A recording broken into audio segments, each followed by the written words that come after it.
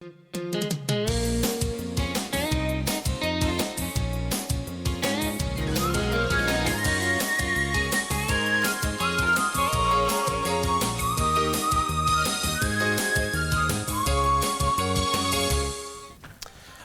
alaikum, muhterem milletteşler. Исәнмесез, хөрмәтле тамашачылар. Әдәм баласы ни генә эшләсә дә, Аллаһы Тәгалә аңа үз гамәлләреннән ясалган шапан киертер дигән сүзләр бар. Бүген бәйрәмгә тиң җомга иртәсе, барыгызга да нурлы көннәр, хәерле гамәлләр һәм саваплар теләп калабыз. Бүген 6 март календарда һәм күңелдә яз тантана итә. Тиздән карлар эреп бетәр, салкыннар чигенер, кояш яктырак балкыр. Хәзергә иң мөһиме күзләрдәге, йөзләрдәге елмаю сүрелмәсен, чөнки безнең бәйрәм хатын-кызлар көне якынлаша.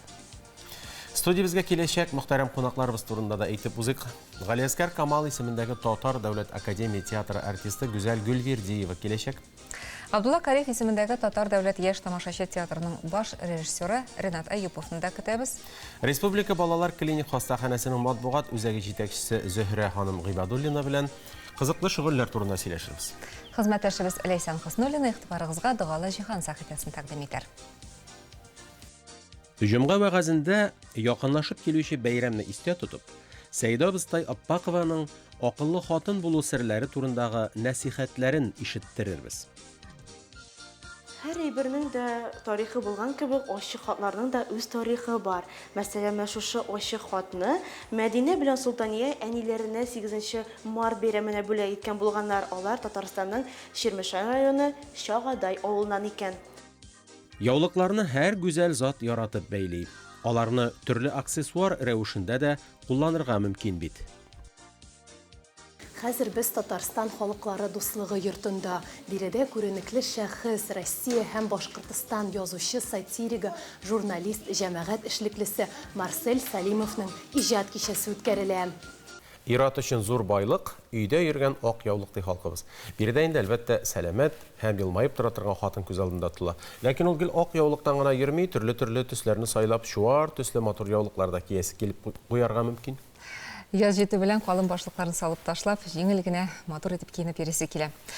Нәфис яулык иң кулай вариант булыр. Милли бизәкләр төшерелгәнен бәйрәм бүләк итеп тапшырсалар, гүзәл затлар аеруча сөенер дип уйлыйм. Элек-электән хатын-кыз күрке яулык булган. Яулыкларда татар халкының тарихы да чагыла. Башта 3 почмаклы яулыклар булган, тора-бара 4 почмаклы яулыклар барлыкка килә. Безнең хатын-кызларыбыз аларны гореф-гадәтләргә туры китереп бәйләгәннәр һәм яулык киенгә туры китереп сайланылган. Хәзерге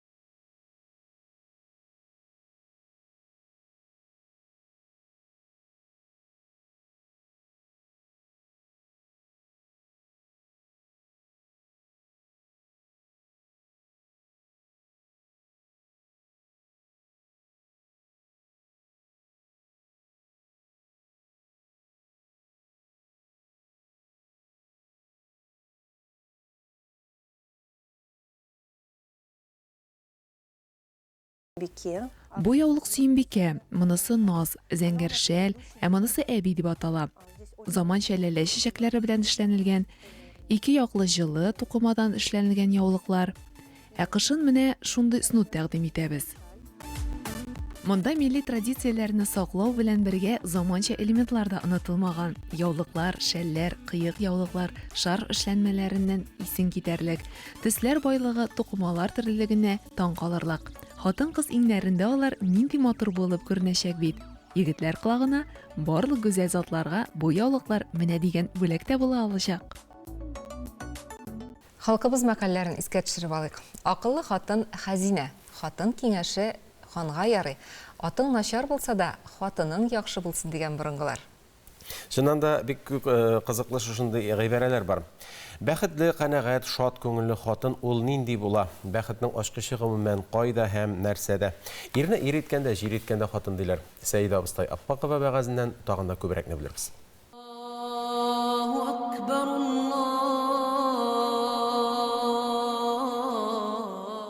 Сезнең 4 төрле вазифагыз булырга тиешле яшьләр. Беренчесе чиста, икенчесе пөхтә, өченчесе ару, дүртенчесе артистка булу. Артистка булу кадәр чистаны кирне теге тимер килен җуа диләр инде. Машина җуды ди инде. Хатын-кыз үтүклеме, үтүкләмиме, урнына урнаштырырга кирәк. Менә мин 85 белән барсам да, әлхәмдүлилләh, җүләр үзен мактарды. Бер әйберем урнашкан һәрберсе дә урнашып куелган. Бу 3 яшеннән бара, ата-ананың тәрбиясеннән. Инде хәзер аруны белергә тиешле. Машинада 3 мәртәбә кирне шайкый. Кул белән җусак үзебездә 3 мәртәбә кимендә шайкарга тиешле. Ә менә артистка булу бусы азрак авырырактыр инде. Бусы нәрсә икән? Кайнатам буны өйрәтте. Хатын кызның тавык эшенең 100%-ның 50%-ын иреңә бүлеп бирә белә торган сценарийны төзү. Менә. Ә безнең хәзерге вакытта көне барның төне бар дигән кебек, хатын кызны төнлә белән уятсаң, уянгач мин кая икәнсең дип аптырап тора ул. Исем фамилиясын сорасаң да әйтә алмый. Шундый ул арган була. Кырчаңгы ат фасонына әйләнгән була. Ә хатын кызда бит чүп шиләге түгел. Аңа да хөрмәт кирәк. 10 елга аның сәламәтлеге түзә. Кайнатам шулай диде.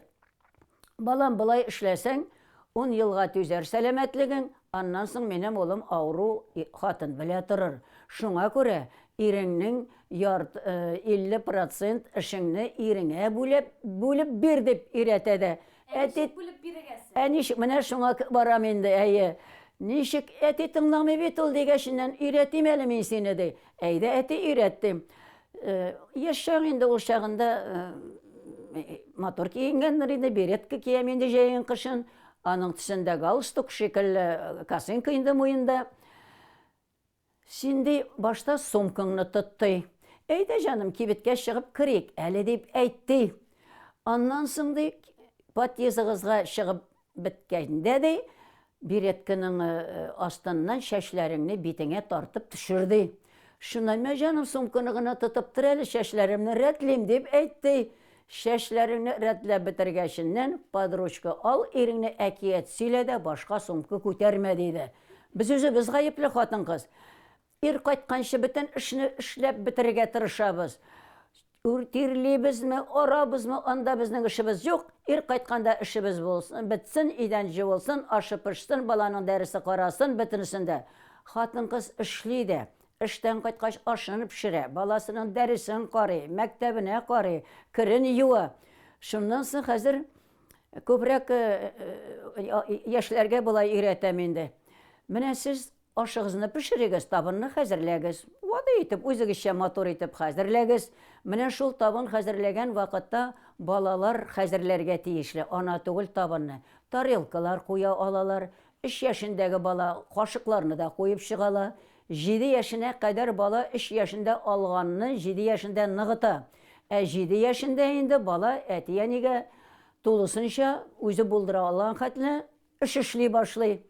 Тарелкаларына да куйдылар, бөтен нәрсәне куйдылар. Шуннан 2 урындык куегыз дим. Тәрәзә ягынарак куегыз кухняда сөялеп утыра торган иреңә Үзеңә дә сөялеп утыра торган урындык. 2 арага такта фанер куегыз, икмәк куегыз һәм пычак куегыз. Ир кайтып утырам гына дигән чагында үзең урындыкка сөялеп китте әйт. Эй, җаным, икмәк киселмәгән иш дип. Менә монда ялгыш җибәрә хатын-кыз. Икмәкне кисмәгән мен битти. Икмәкне балада кисә ала, ирдә кисә ала. Шул вакытта әйтә инде хатын, 3-4 кенә телем икмәкне кисеп куйсана җаным ди. Бу утырмады бит әле. Шул баскан кийинчә 3-4 кисәк икмәкне кисте инде. Әйтерсеңле хатынына коттедж салып бирде. Аның кыяфәт шулай була. Менә шушыннан башланып китә ул 50%-ның берничә проценты. Без хатын-кыз кайта да аш салып җибәрә инде. Аш өлгергән чагында ир кайта, кулы буш инде. Тәрбия алмаган хатын мыгырды инде, әйтә инде. Булай ди. Магазин тирәсеннән кайтасың инде, хлеб алып кайтмыйсың, бөтен эш миңа инде, менә бөтен эшне дип. Алай дип әйтсә, мин дә тыңламыйм инде. Хәзер икмәкне бар алып кайт дип кычкыра инде бу моңарга. Акыллы хатын, тәрбия алган кыз бала хатын хәзер булай ди. Барса җаным, икмәккә генә чыгып, кибеткә генә чыгып кирсәнә, мин ашны пешерә торыйм әле ди. Бер үк мәсьәлә, икесе ике төрле әйтелгән. Менә ни өчен кирәк ул балаларыбызны тормышка хәзерләү.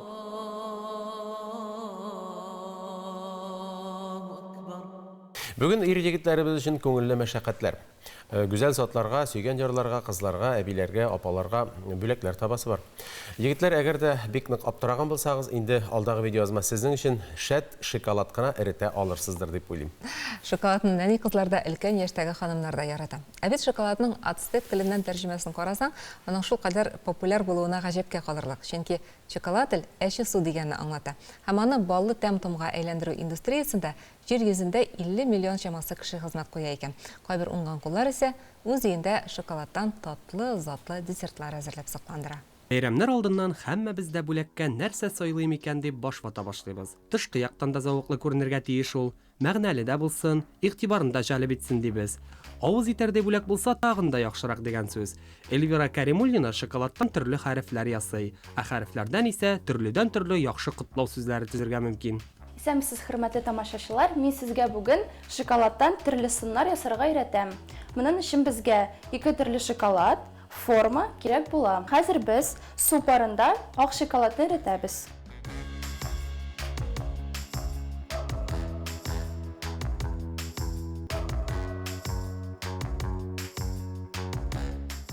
Без кисточка алып, хәреф өчен шоколад белән тутырабыз.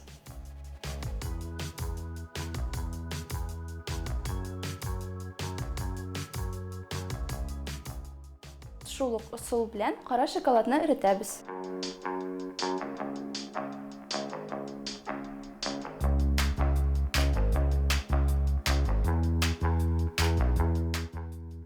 Кара шоколадны формага агызабыз.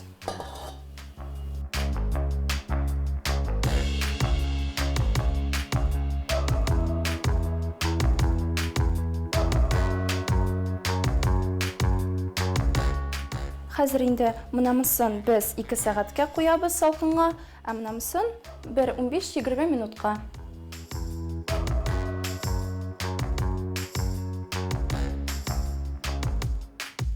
Менә шоколадыбыз әзер. Хәзер без аларны формадан чыгарабыз.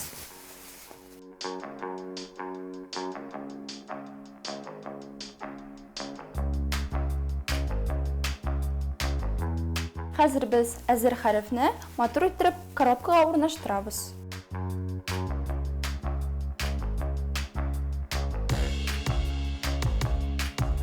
Хәзер инде бу әзер хәрефләрне сез дусларга һәм туганнарга бүләк итә аласыз.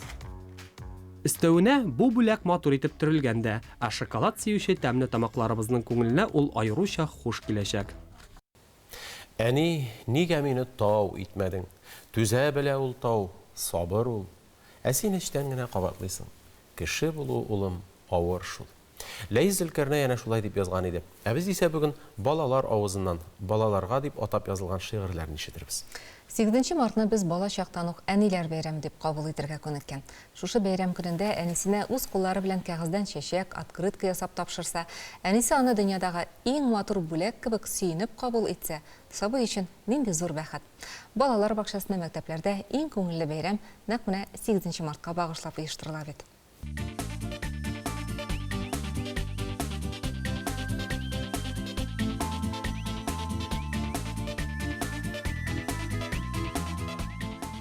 Саҗидә Сөләйманова, әниләр бәйрәме. Кояш көлә, мин елмаям, 8 март бүген.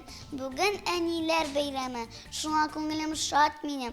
Кайсын юам, кайсын җыям. Чиста булсын, ак булсын. Әниләрнең күңелендә бөтен нәрсә пак булсын. Бәйрәм бүген, бәйрәм диеп, бар дөнья көлеп торсын. Әни бәйрәмен икәнен, әти дә белеп торсын, әти дә көлеп торсын.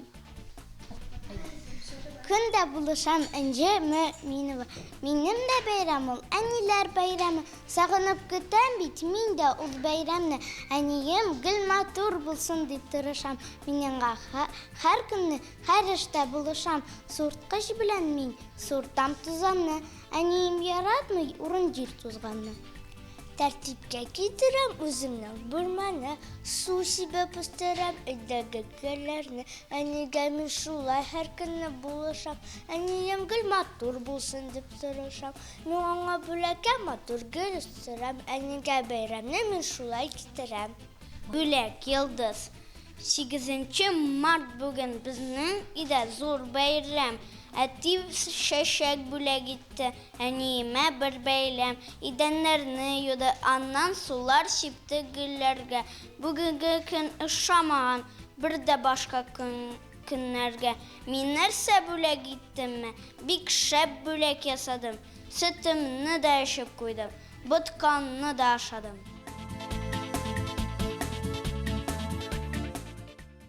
Бәйрәм җиттеме, смартфоннар кыза. Элек почта хезмәткәрләре башкарган эш хәзер аларга йөкләнде, открыткалар телефоннан телефонга оча. Ә бит 10 еллар элек үз кулларың белән матур теләкләреңне язып, иясенә юллаган чәчәкле открыткалар ихласрак, кадерлерәк булган икән.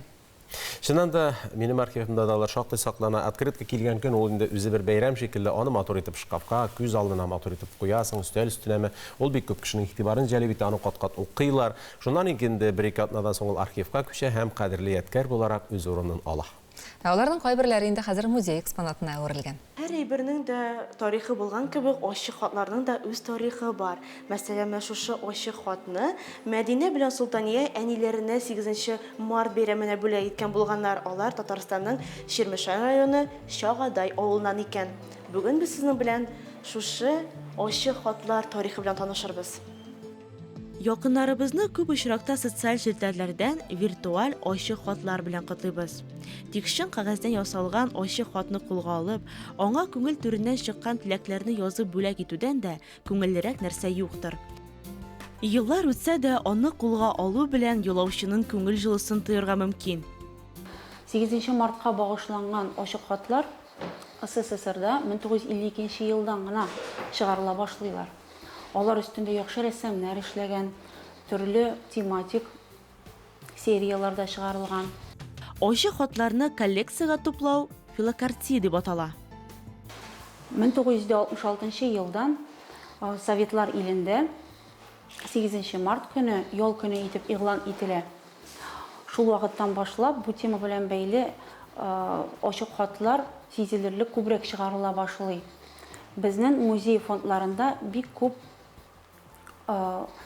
кызыклы открыткалар коллекциясе саклана. Төрле табигать күренешләре дә шулай ук үз урынына алып тора. Ачык хатларның тышына мимоза, толпесия, ландыш, гөлчәчәк, ләлә кебек бик күп төрле гөлләр сурәтләнгән. Дөньяның беренче космонавт хатын кызы Валентина Терешкова сурәтләнгән. Әлеге открытка Ленинградта 1964 елда чыгарылган. Ә инде менә бу открытка башкалабыз Казанда 1975 елда чыгарылган һәм аның бизәлешен Рәссам Әхмәдиев башкарган. 1970 еллар башында ана даны ордены сурәтләнгән айчы хатлар да бик популяр була. Менә ул легендар чәчәкләр төшкән айчы хатлар. Әбиләребезнең, әниләребезнең альбомнарын ачып карасак, шушындый открыткаларны табырга мөмкин. Татарстан халыклар дуслыгы йортында Россия һәм Башкортстанның язучылар берлеге әгъзасы Марсель Сәлимовның иҗат кичәсе булып үтте. Ул 30 елдан артык Башкортстандагы популяр бер сатирик журналның баш мөхәррире булып эшләгән язучы. Хикәяләре, фельетоннары, мәсьәләләре Идел буе халыклары телләренә тәрҗемә ителеп басылып та чыккан.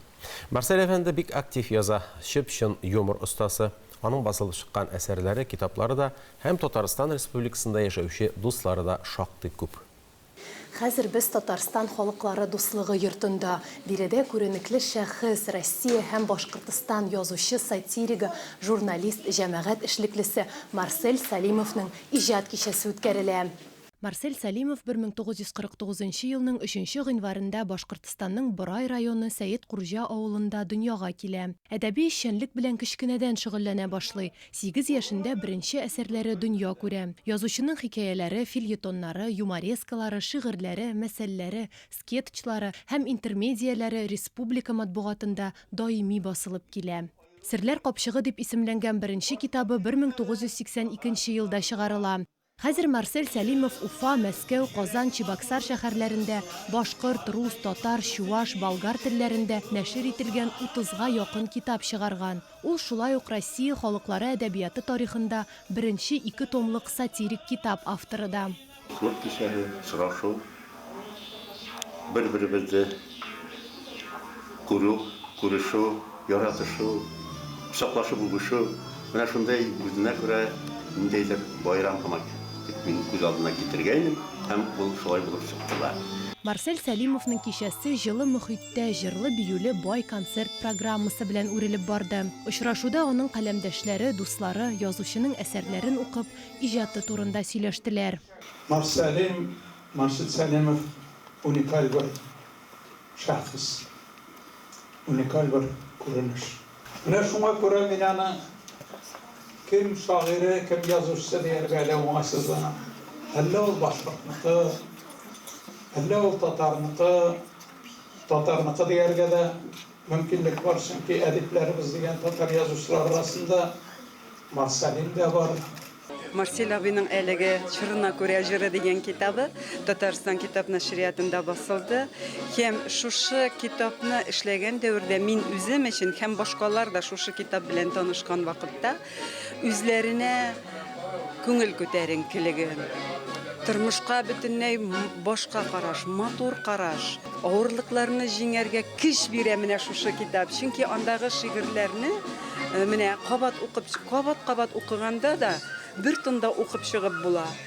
Кыйыш-мыйыш эшләрдән, кәкере-бекере хилафлыклардан көлеп, уларда үзебезнең арабызда булмаган, ягъни безнең алга атлап барганда аягыбызга уралып, суалып йөрмәһендәр дип, һаман да шулай көлгән булабыз. Дөньяла нимә бар, менә бу тормышта, безнең тормышта ниндәй кырын-мырын эшләр бар, кәкере-бекере хәлләр бар, улар бөтәһле минең тема дип кабул итәм. Һәм минең язмаган темалар бәлки бик аз гыналар. Әдәби кичәнең Татарстан халыклары дуслыгы йортында үткәрелүе дә очраклы түгел. Татар һәм башкорт халыклары арасында тагын бер дуслык күпере салынды дисәк, ялгыш булмас.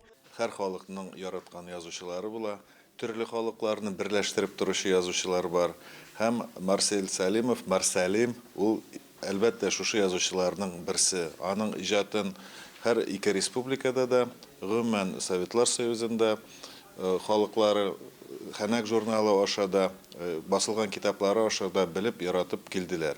Башкортстан Республикасында күп кенә татар милли оешмалар эшләп килә. Безнең Татарстан Республикасында күп кенә башкорт оешмалары эшләп килә. Бу аларның да арасын җылытып җибәрү, уртак эшләребезнең күбрәк булуына бер ярдәм. Марсель Сәлимовның «Чырына күрә җыры» дип исемләнгән шигырьләр җыентыгы Татарстан китап нәшриятында басылып чыккан. Аны укый башласаң, туктап булмый ди килгән кунаклар. Монда башкорт татар сүзләре бергә кушылып, киткән очраклары бар. Бу безнең татар телендә шуңа. Шуның өчен без аның белән мәш килеп аның синонимнарын эзләп, менә шундый әйбәт итеп, җиңел итеп эшләдек, җырлап эшләдек.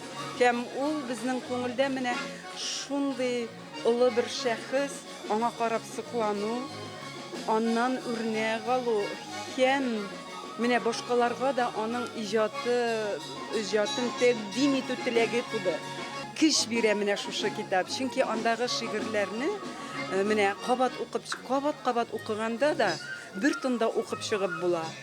Чөнки берсен башлап, уже башкаларын ташлап калдырып булмый. Чөнки укыйсың, һәм соңгы биткә килеп җиткәч тә, кая моның дәвамы дисең. Я очень люблю читать книги и думаю, в дальнейшем я буду читать произведения этого автора. Мин Марсель Сәлимнең китаплары укыячакмын. Алга табада Марсель Сәлимовка иҗади уңышлар теләп калабыз. Хәзерге вакытта инде бу сүзем егетләр колагына булыр. Гүзәл затларыбызга чәчәкләр, гөлләмәләр белән бергә ниндидер композицияләр һәм тамырлы гөлләр дә бүләк итү модага кирип бара. Шул бүләкнең ниндиен генә алсагыз да, иң мөһиме, өстәл уртасында матур чәчәк бәйләме торырга тиеш. Ул тиз генә сулмасын өчен баздагы суга ярты таблетка аспирин, күмер, 1-2 бал кашыгы спирт я уксус алырга киңәш ителә. Ә менә безнең алдагы видеоязмада күрсәтеләчәк пакетка буларның берсе дә кирәкми. Шулай да ул игезне бик озак бизәп торачак. Җылы кояш нурларына төренеп, гөрләвекләре белән шушы матур бәйрәм 8 март килеп җитте.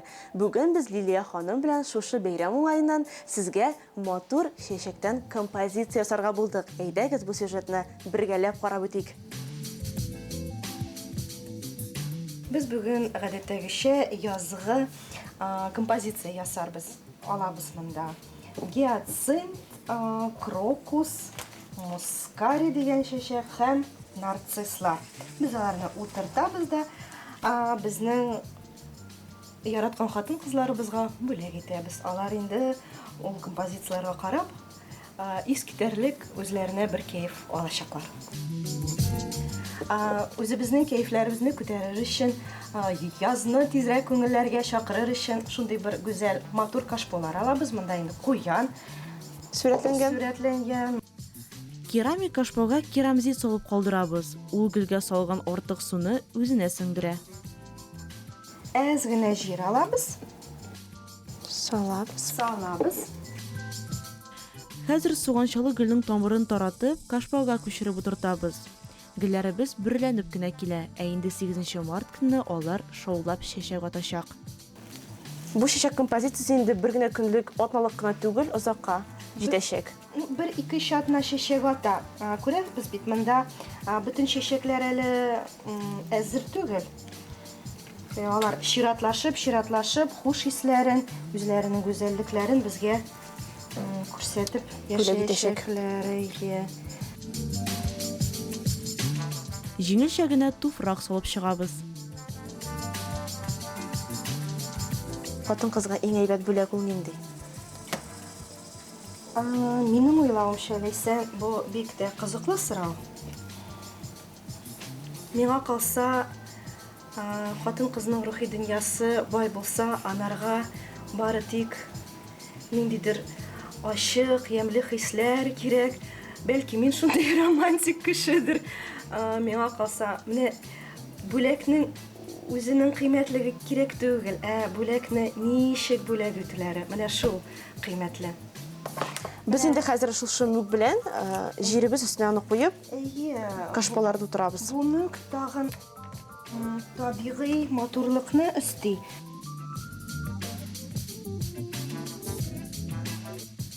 Композициябыз тагын да табигырак күренсен өчен алдан әзерләнеп куелган бүрләнгән чия ботакларын да бүркетеп чыгабыз. Менә шушы кыска вакыт эчендә композициябыз әзер дә булды. Бәйрәм белән сезне, хатын-кызлар.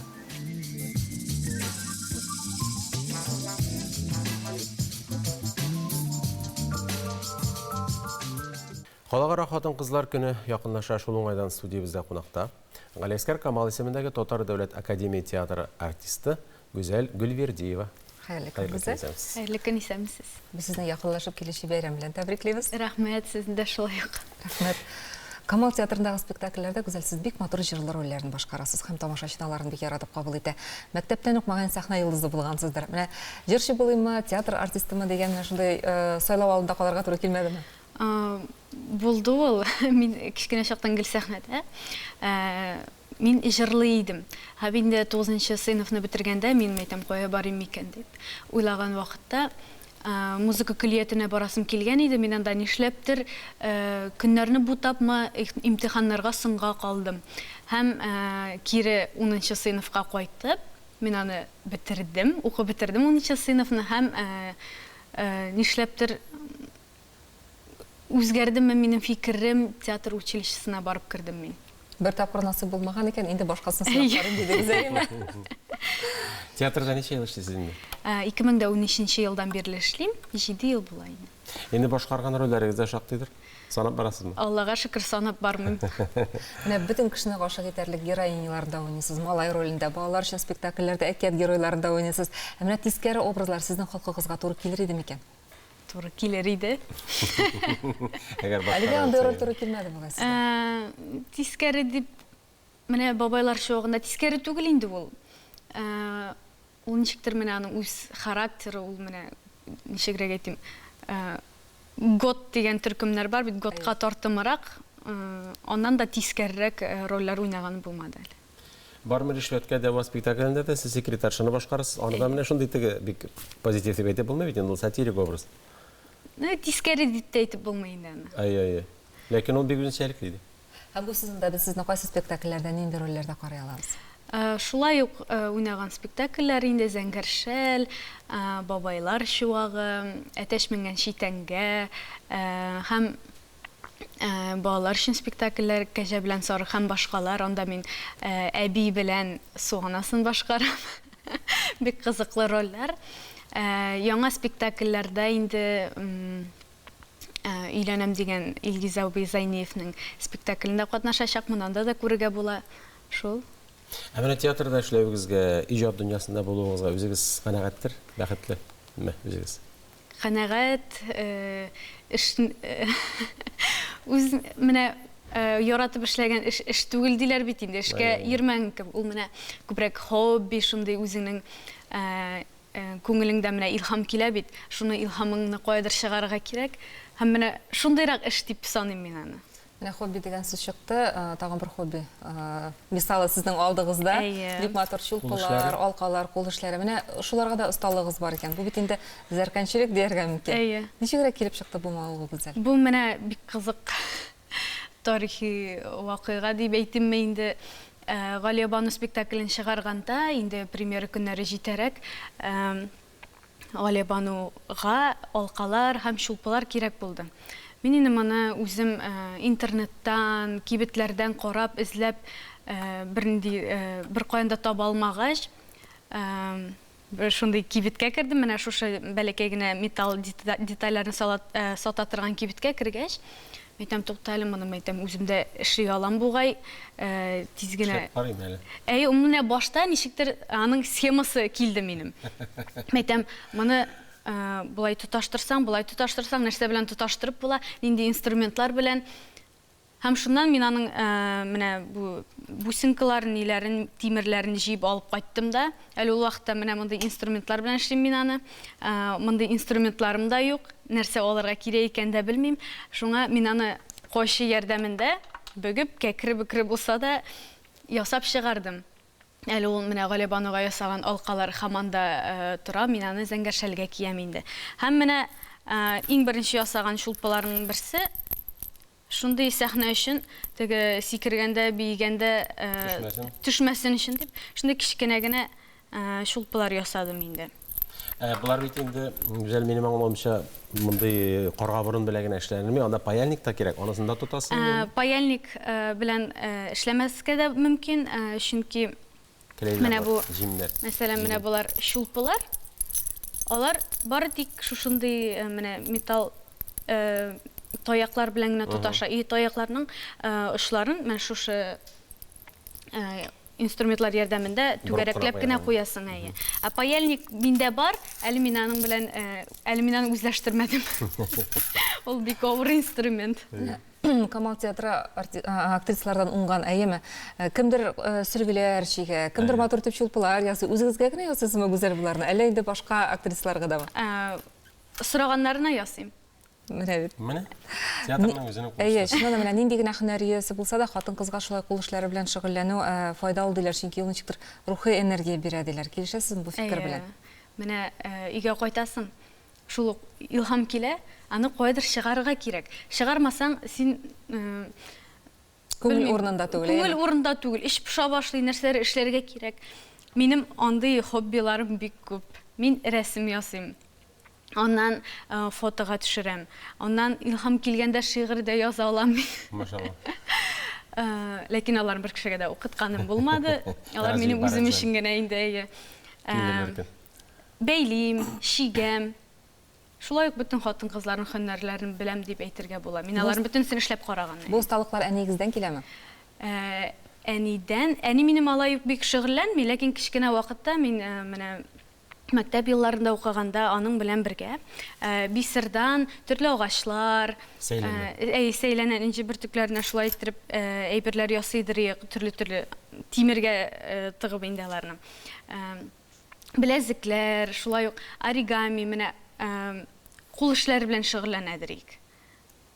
Сезнең өчен идеаль хатын-кыз образы гүзәл кем ул? Менә актрисалар арасында менә сезгә кумир булырлык, аңарга ошарга тырышкан кешегез бармы? Сокланган. Әйе. Алай сокланган кеше юк, ләкин һәрбер хатын-кыз ул шул хатын-кызлыгы белән кызык та инде хөрмәт итүгә лаеклы дип әйтәсем килә. Менә моннан да әйбәт җавап була алмастыр дип уйлыйм. Һәр вакытта да шундый күркәм булып калыгыз. Яңа рольләр, яңа образлар көтәбез. Сәлимин булыгыз, уңышларсыз. Рәхмәт. Һәм дә тамашачыларыбызга теләкләрегез булса, рәхмәт итегез. Һәрбер хатын-кызны инде шушы киләсе 8 март бәйрәме белән котлыйсым килә. Һәрберсенә дә хатын-кыз бәхете, гаиләдә тынычлык, балаларыннан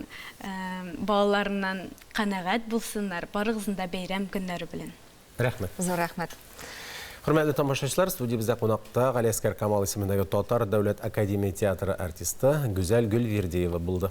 Кунагыбыз белән саубуллашабыз, тапшыруыбызны 50 еллык тарихы булган Кама автомобиль заводы хакында истәлекләр дәвам итәр.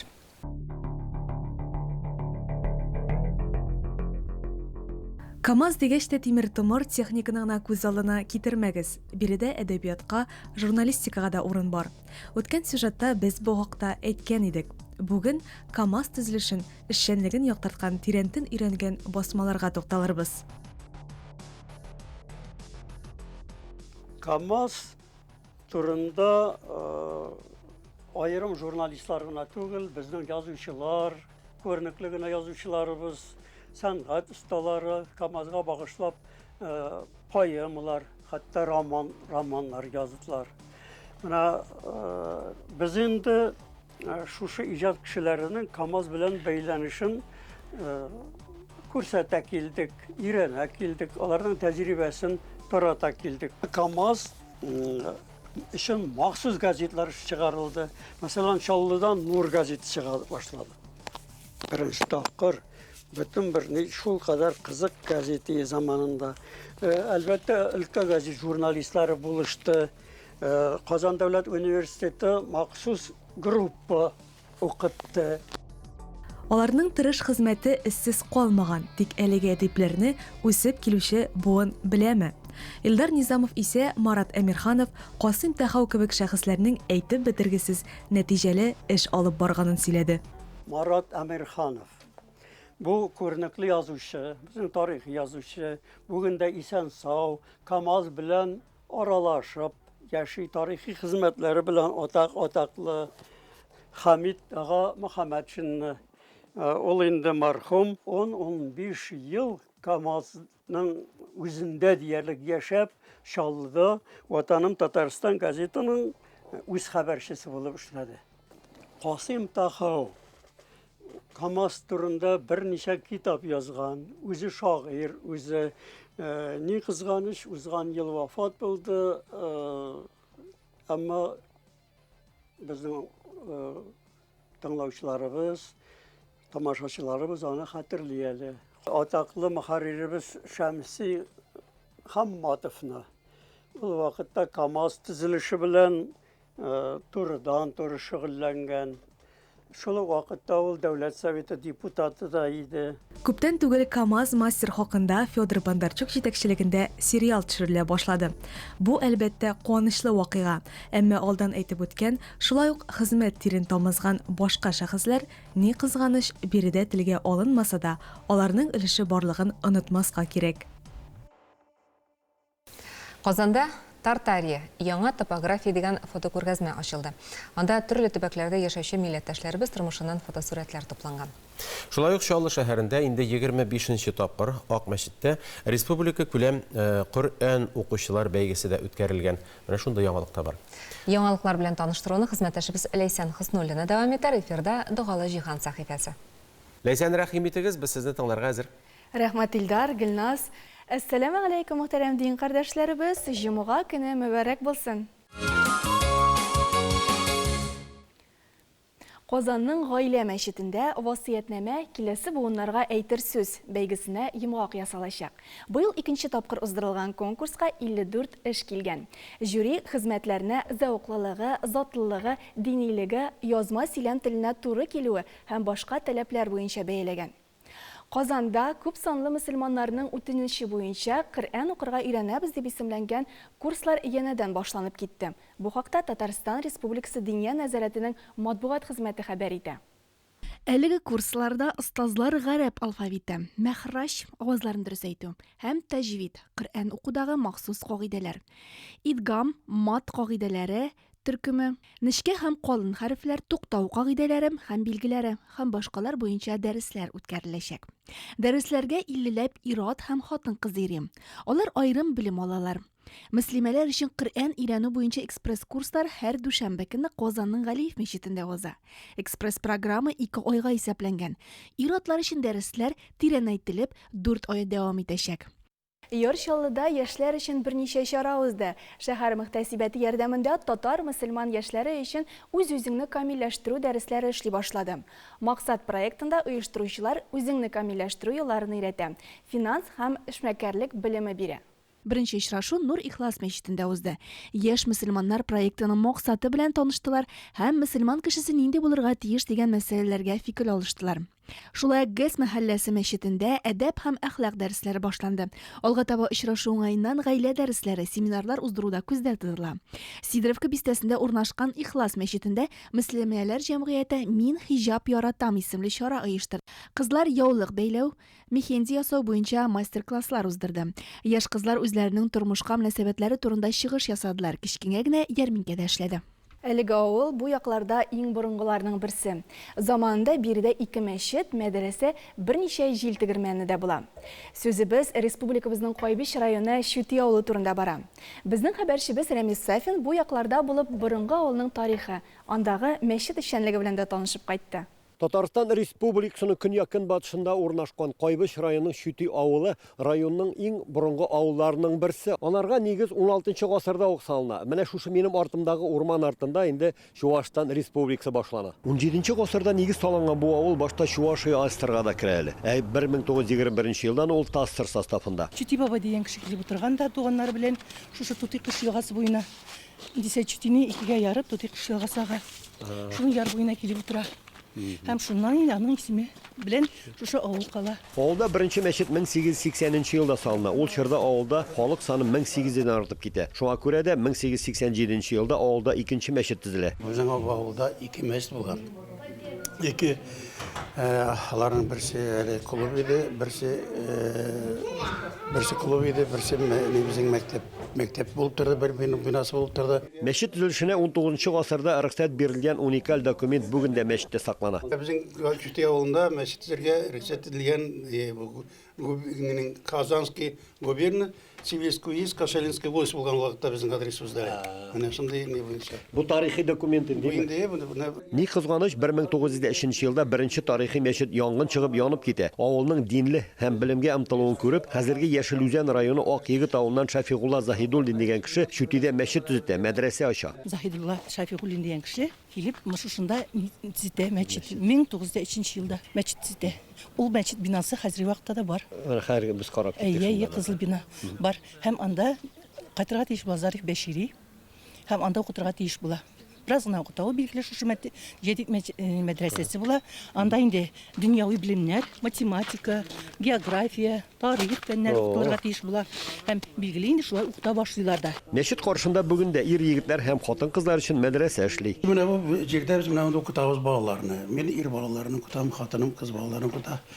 Аннан соң хатын нәлешә бер 4 потоктырны чыгарды, хатын-кызлар килеп укыйлар. Озак еллар төзүче булып эшләгән 83 яшьлек хезмәт ветераны Мансур ага Хыснетдинов та шунда укып, мәчеттә азан әйткән берничә ел элек хаҗда кылган. Яшьләр киләләр, алхамдулилlah, киләләр хәзер. Монда дәресләр менә алып баралар, бик матур гына әйттереп. Башка бик күп мәчетләрдән аермалы буларак Шүти мәчете кем әйтмешли үз көнен үзе күрә, газга, утка һәм һәр төрле хуҗалык чыгымнарын үзе түләп бара. Монда килгән садака акчасының һәр тиене исәптә тора. Эш ревизия не бар? Чилине бар. И һәр ай сайын без урамдагыдан, иштәге тартмадан акчаларны алабыз да. Алар саныйлар, миңа тапшыралар. Санап, и рус кул куйдырып, мин кул куйдырып миңа бирәләр алар. Калгы акча 177 мең акча сезнең әле бүген 1177 мең акча бар. Кассада кисәдә тора. Бу көннәрдә мәчет Рамазан аена әзерлек эшләре белән мәшгуль. Рәшид хәзрәт белдергәнчә, ифтар уздыручылар саны авылда ел сайын арта бара икән. Мәктәп балаларының язгы каникул вакытына туры китереп, 25 март көнне Чаллыда 25 тапкыр традицион рәвештә республика күләм Коръән укучылары бәйгесе уздырылачак. Конкурсны оештыручылар Татарстан Республикасы мөселманнары Диния нәзарәте, Чаллы мөхтәсибәте, Ислам нуры дини эшмәкәрлек үзәге һәм Ак мәчет мәдрәсәсе. Чаллыда үтүче Коръән укучылар бәйгесе күп сандагы катнашучыларны үзенә җыя. Узган елны әлеге чарада 200 малай һәм кыз катнашкан иде. Бүгенге җиткерәсе мәгълүматлар менә шулар иде. Аллаһы Тәгалә кушканнарын үтәп, тыйганнарыннан тыйлып яшик. Илдар Гөлнас. Амин. Амин, шулай була күрсен. Рәхмәт, Ләйсән. Ләйсән Хөснуллина белән Дәрья сәхифәсендә дүшәмбе көнне очраша алырсыз, хөрмәтле тамашачыларыбыз. Яңа гасыр телеканалы эфирын хәбәрләр чыгарылышы дәвам итәр. 10 минуттан кабат манзарада күрешербез.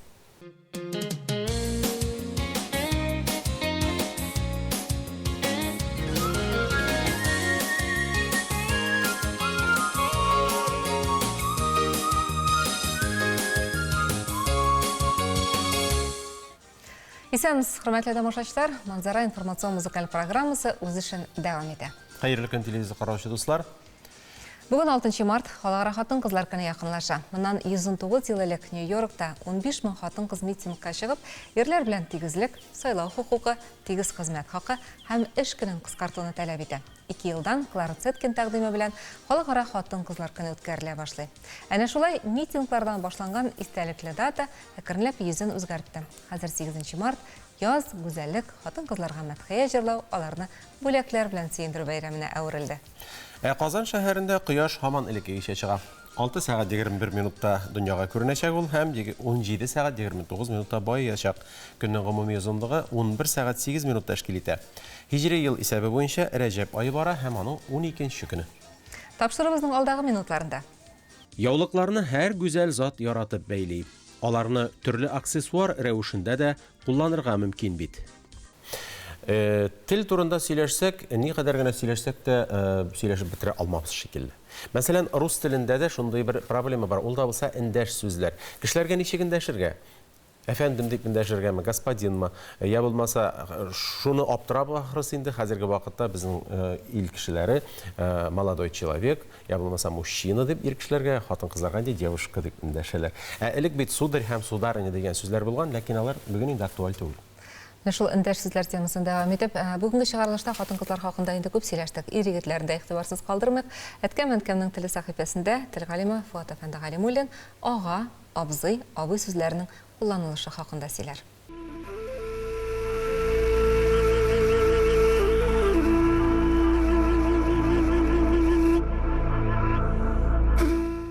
Әле менә бер районга барырга туры килде. Машина йөртүче бик сүзчән егет булып чыкты һәм ул бер сорау да бирде әле. Менә без сезгә кем дип эндәшик? Абый дип эндәшикме? Абзый дип әйтикме? Әллә менә ага дип әйтәләр? Бәлки шулай эндәшергәме? Чынлап та кызык сорау.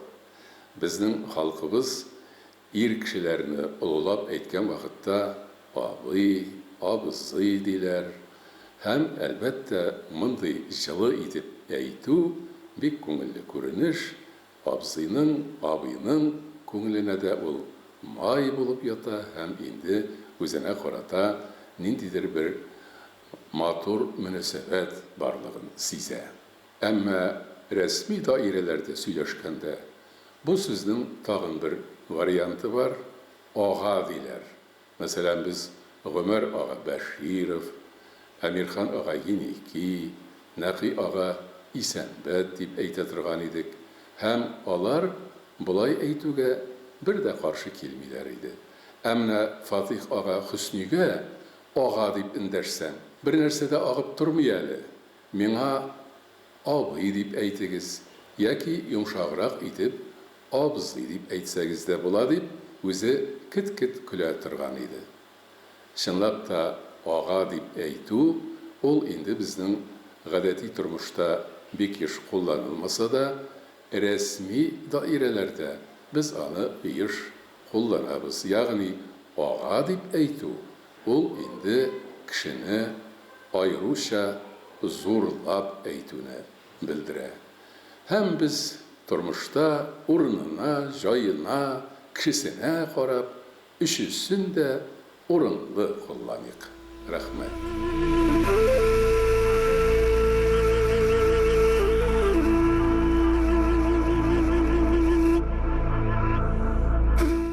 Hürmetli tamaşaçılar, qonaqxanabizga rəhim etiniz. Кариф исемендәге Казан Татар дәүләт яшь тамашачы театрында премьера Микулай спектакле. Бу хакта театрның баш режиссеры, Россиянең атказанган артисты, Татарстанның атказанган сәнгать эшлеклесе Ренат Аюпов белән сөйләшербез. Хәерле көн. Микулай Мансур Галәҗев әсәре буенча куелган монодрама. Кем ул Микулай, вакыйгалар кайда бара, бу әсәр сезне нәрсәсе белән җәлеп итте? Тамашачыларга кыскача гына бераз аңлатма бирү үтсәгез иде. Микулай ул Крешин егетенең исеме. Ул әлбәттә бу вакыйгалар менә бер Крешин авылында, Сарсаз исемле Крешин авылында бара. Бу авыл гадәти булмаган авыл. Анда бер генә кеше яши. Ул да булса Микулай. Ләкин Микулай үзенең телен саклап калу өчен, үзенең кеше булуын испатлар өчен, ул үзенең туганнарының, мәрхүмнәренең, дусларының меңләгән курчаклар ясап, ул һәр көнне, һәр иртә шул курчаклар белән сөйләшә, теле кырымас өчен. Шулай итеп, ул үзенең теле турында гына түгел, ул шул Крешин авылын саклый. Һәм кайчандыр бу ташландык авыл халкы белән тулып, яңадан гөрли башлар дигән өмет белән яши ул, көн сайын. Менә гаҗәеп драма. Бу пьесаны бер ел элек Туфан Миннуллин исемендәге драматурглар лабораториясында укыганнар иде. Һәм шунда бик күп режиссерлар гашык булдылар бу пьесага. Әлмәт театры, Чаллы театры һәм башка театрлар ябырылып алдылар. Менә Әлмәт театрының премьерасы булды. Хәзер менә бездә булды Алла версә. Менә бер карасаң, монодрама бер генә кешегә язылган әсәр. Татар театрларында мондай әсәрләргә куелырга куркалар, чөнки үзегез беләсез, без ияләшкән масштабный спектакльләр карарга феерия шундый. Бу чиракта бер генә кеше үзенең темпераменты белән, үзенең ментальности белән, менә шундый гадәти булмаган событияны тартып чыгарга тиеш, күрсәтергә тиеш. Менә бик Ренат әфәнде менә моны спектакльләр караган бар. Рамил Вәҗиев шундый бер эксперименталь спектакльдә катнашкан иде. Анда барыбер ниндидер менә персонажлар, нәрсәдер шундый хәрәкәт булып ала торган иде. Монда алай түгелме? Ул тома үзе генәме? Бу спектакльдә әлбәттә Микулай бер үзе генә түгел, аның хәтерендә булган авылдашлары бар. Бу чиракта без махсус Крешин хоры кірттік. Һәм ул Крешин кызлары безнең сәхнәнең бер ягында утыралар. Крешин җырларын, борынгы җырларны алар теге барлап, теге базовый шундый күренешләрдә аларның җырлары яңгырый, матур итеп яңгырлый. Менә инде Микулай белән булган бәйле вакыйгалар, әйтик, Афганда сугышуы, аның ничек итеп авылның юкка чыгуында катнашкан кешеләр, шулай ук театр артистлары. Мин аларны телсез, ягъни алар менә шушындый күмәк сәхнәләрдә курчаклар формасында алар күренеп китәләр, ансыз булмый, ләкин диалог юк. Диалог бары тик Миколайның табигать белән, шушы җансыз курчаклар белән булган диалогы гына. Миколайны ике составта Олег Фазылҗанов һәм Фәнис Калимуллин уйный. Менә ничек аларны сайладыгыз зур рольләргә? Әлбәттә, Олег Фазылҗанов ул инде ул Крашен егете, ул бу мөхитне бик яхшы белә. Сез аны Камал театрына махсус чакырып китертегез.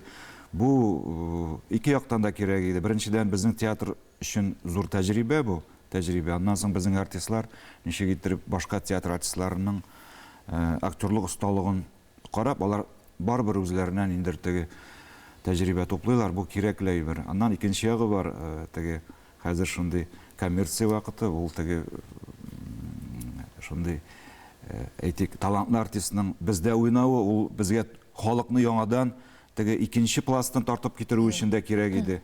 Фәнис Калимуллин ул безнең театрыбызның әйдәп баручы артисты, ул аның аерым бер темпераменты, бу ике артист һәм әлбәттә мин әйтәсем килә, ул барыбер Миколай, ике спектакль дип әйтәсем килә, чөнки Олег Фазылҗанов ул Крашен мөхитендәге үз темпераменты белән бу вакыйгаларны тәкъдим итәчәк. Фәнис Калимуллин ул татар егете үзенчә барыбер бер конструкция спектакль өчен әйтик артистлар төрле булса да миңа калса Әсәрнең идеясы минем аңлаганымча инде бу үзеңнең җирлегеңне, асылыңны онытмау, туган җир, туган як, туган тел, менә шушы нәрсә дип әйтим инде, милли асылыңны җуймау дип аңлыйм. Спектакльдә дә шулай килә торгандыр. Спектакльдә менә ул бер үзе шушы милләтен саклар өчен, телен корытмас өчен ул көрәшә, ул яши. Мин көчле Миколай турында әйтәм. Әлбәттә, пьесада ул Мансур язганча ул хәлак була, ләкин сез финалны азгына үзгәртәгез. Безнең вариантта бу авылга халык кайта, авыл яшәрә, яңара халык белән тула. Республикабызда чынлап та инде менә кеше саны бик азайган кимегән авыллар бик күп. Крашен авыллары, татар авыллары кызганычка каршы йортлар, буш йортлар саны артканнан арта бара. Кем белә, бәлки менә Миколайның хыялы киләчәктә чынлыкта да тормышка ашыр. Менә буш авыллар терелә башлар. Амин, рәхмәт. Премьер белән котлыйбыз. Рәхмәт. Студиябызда кунакта Россиянең атказанган артисты, Татарстанның атказанган сәнгать эшлеклесе Ринат Аюпов иде. Аның белән Кореев театрындагы премьер Миколай спектакле хакында сөйләштек. Без исә язгы бәйрәм хатын-кызлар көненә бүләкләр темасына әйләнеп кайтыйк.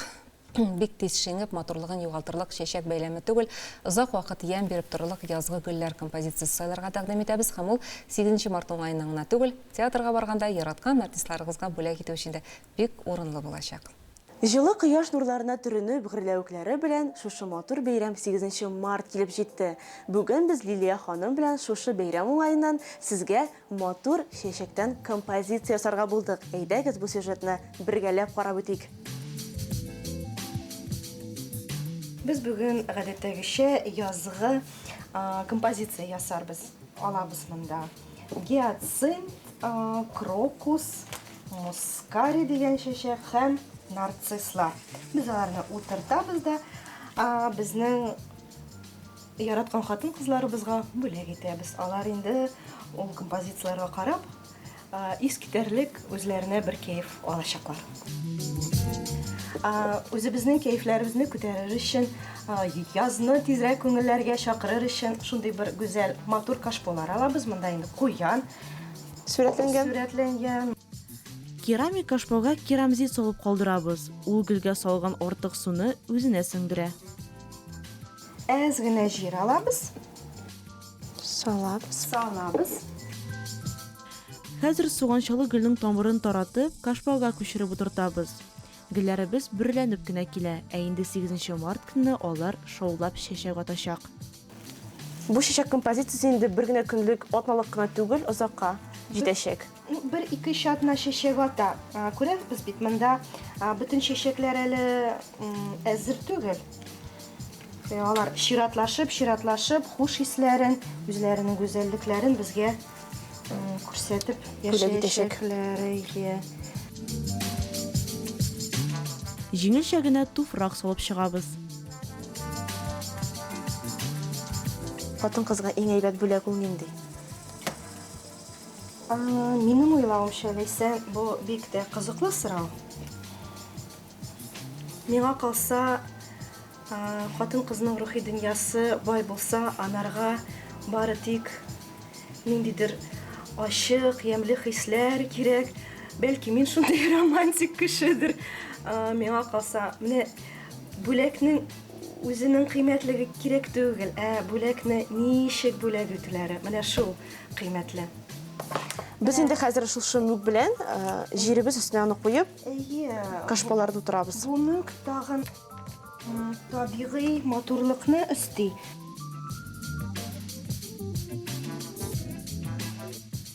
Композициябыз тагын да табигырәк күренсен өчен алдан әзерләнеп куелган бөреләнгән шия ботакларын да бүркетеп чыгабыз. Менә шушы кыска вакыт эчендә композициябыз әзер дә булды.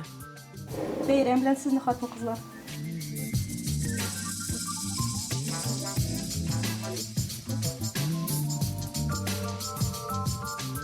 Соңгы вакытта эмоциональ талчыгу хакында еш сөйлиләр, күп язалар. Нәрсә ул, нидән килеп чыга, бу очракта нишләргә кирәк? Шул хакта кунагыбыз Республика балалар клиник хастаханәсенең матбугат үзәге җитәкчесе Зөһрә Гыйбадуллина белән сөйләшербез. Хәерле көн. Менә без эмоциональ талчыгу дигәндә нәрсәне күздә тотабыз? Нәрсә ул? Бу минемчә комплекслы проблемадыр, ләкин инде иң беренчел бу кешенең холкыннан тора торгандыр дип уйлыйм. Әгәр инде без шундый негатив кеше икән, без һаман теге дөньяның якты якларын, буяуларын теге күренбез икән, без кеше белән һаман теге начар сөйләшәбез икән, дөньяга без начар хисләр таратабыз, начар энергия таратабыз. Бу инде теге безгә шундый кешеләрне үзебезгә тартыла, андый кешеләр тартыла. Негатив кешеләр, негатив энергия безгә тартыла. Ничә сен шуны урырсың диләр бит. Әйе, шулай.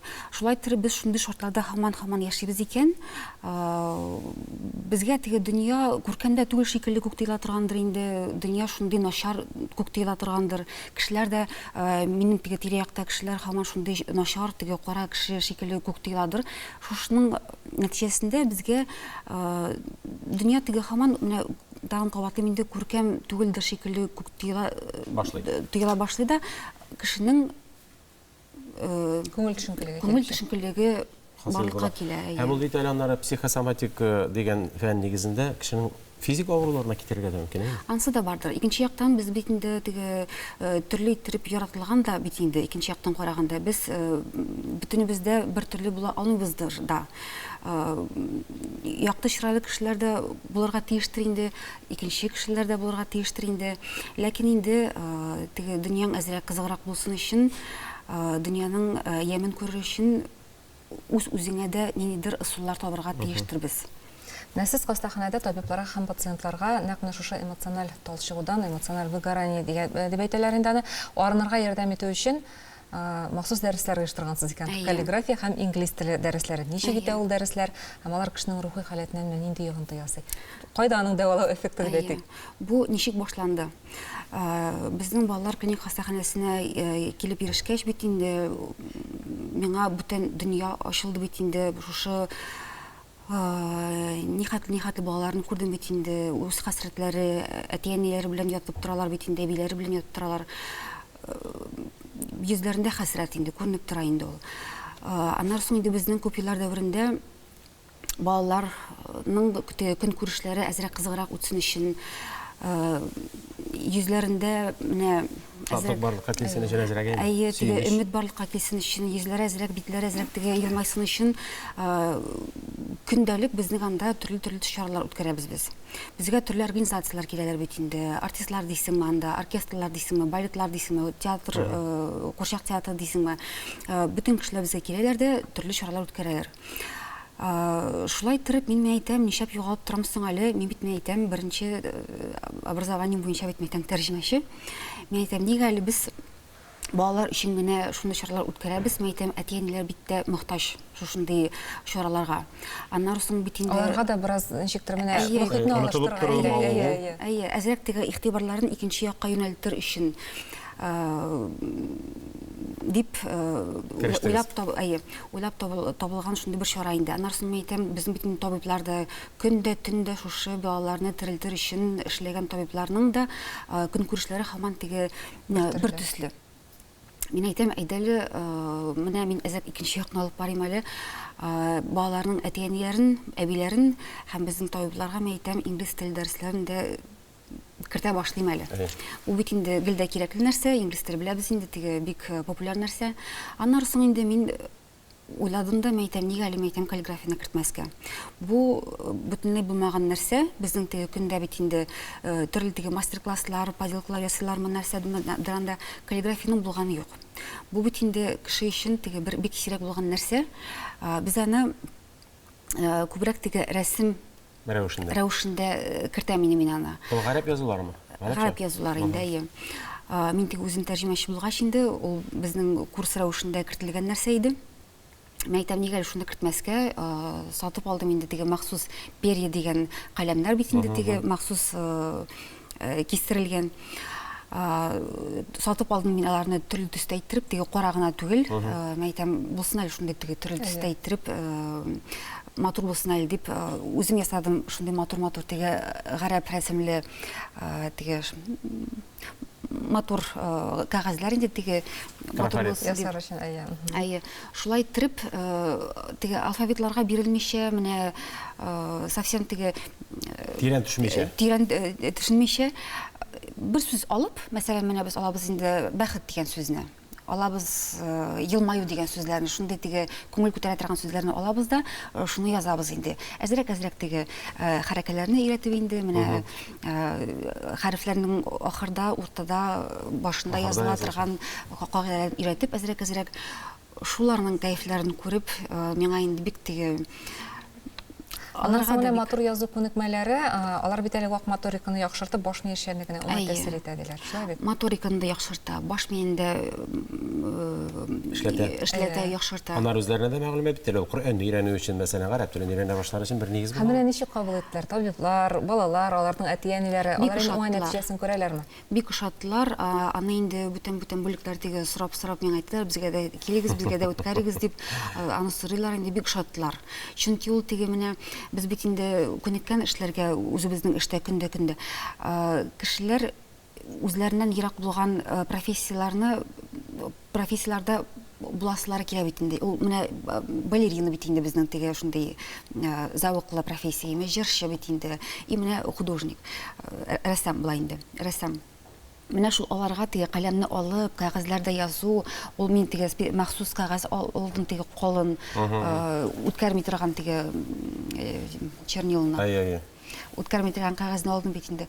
Менә шул аларны теге яза, менә кулымда каләм, теге шундый менә хәрәкәтләрне язам. Үзләренә ышаныч арттыра инде. Һәм табиблар да әлбәттә сезгә менә шушы дәресләргә теләктәшлек күрсәткәннәр. Әлбәттә ул аларның эшенә бер ярдәм бит инде. Менә пациентны дару белән генә түгел, шундый уңай энергия белән дә дәвалау була. Әлбәттә. Бик шатлар. Моңа инде афәрин генә дияс килә, сезгә зур рәхмәт, эшләрегездә уңышлар. Рәхмәт, яфсын. Без тапшырыбызны төгәлләйбез. Якынлашып килүче бәйрәм белән тәбрикләп, барлык гүзәл затларга, дәваниләргә, әниләргә, апаларга, сеңелләргә бәхет һәм сәламәтлек телибез. Якыннарыгызның, балаларыгызның яратуын, кадер-хөрмәтен тоеп, сөенеп яшәгез. Тапшырыбызның бәйрәм алды чыгарылышын шагыйрь Нияз Акмал сүзләре белән төгәллисе килә. Алларында гөлләр чәчәк атсын, йолдыз коелып барсын изенә. Хатын-кызны бөек дип әйтсәм, тиңлим аны бары үзенә. Бәйрәм белән сезне. Рәхмәт иләр.